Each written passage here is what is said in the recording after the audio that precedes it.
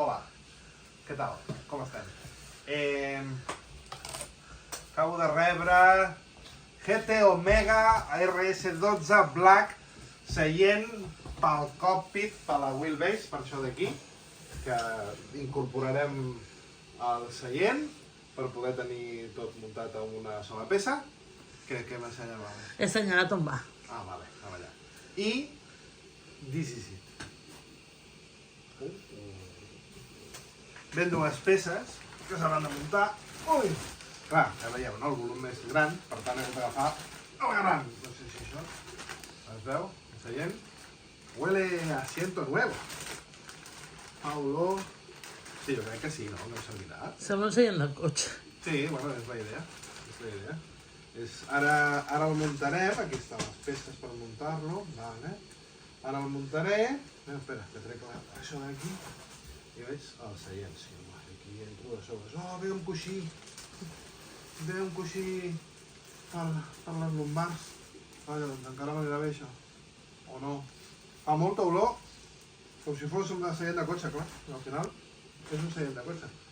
Res, doncs el munto, el preparo aquí i ja us pujo el vídeo, perquè ho veieu. De fet, vas estar dubtant entre dos seients, no? Entre aquest, l'RS12 i l'XL RS. I per què te vas decantar per aquest? Vaig mirar aquest perquè, bueno, ja es veu que les mides aquestes són més petites, però tot el que són les motllures no són rectes. Aleshores, no és com un bucket o un semi-bucket que t'enganxaria, i clar, a mi no em pot enganxar. Jo necessito aquesta sortida cap a fora. Aquestes peces, després ja trauré els plàstics, que es vegi millor, però encara ho tornaré a posar a la caixa un momentet. Això fa així cap a fora. Aleshores, dona la sensació de més amplitud. No? És això? Sí. Ja se'm sentirà bé? No ho sé. Gairebé se'm cau el peu. Ja se'm sentirà bé amb el micròfon aquest? No sé. Hauria d'haver posat el micròfon bo. Opa! Hala, despedeix-te. Sisplau. Vaig a muntar, no? Després seguim. Huele a coche nuevo. Això és la base, haurà d'anar al seient. Deixeu-me que vagi deixant la brossa. Hi ha un forat aquí darrere la caixa. I ara em fa por que no s'hagin anat perdent peces. Bueno, esperem que no, i si no ja la reclamarem. Obrim i seguim després? Sí. 2 barres. Un palo. 2 pals. Em sembla que aquests són els pals per allargar això més enrere per si ho necessites perquè ets massa alt. A veure com intento treure tot.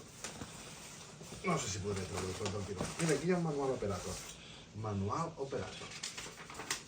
Després mirarem. Primer intentem treure...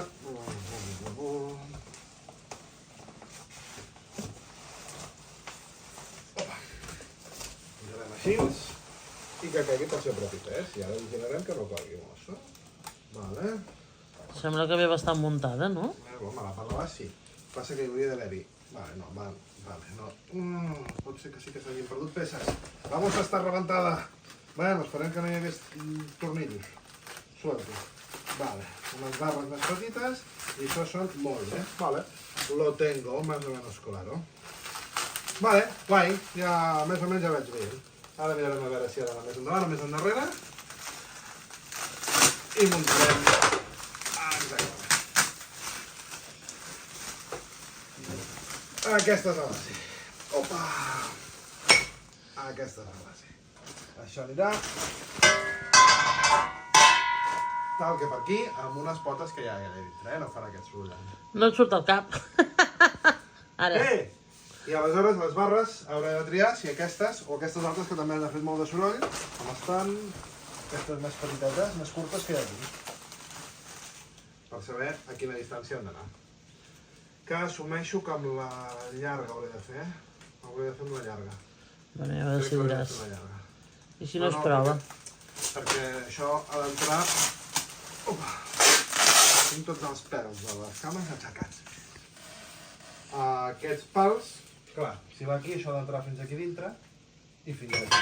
Per tant, això hauria d'anar... La curta és una cosa així. I així em sembla... Que faràs curt. Em sembla que l'asiento hauria d'anar molt enrere. No, hauria d'anar amb les llargues. Vale, Molt bé. Seguim muntant.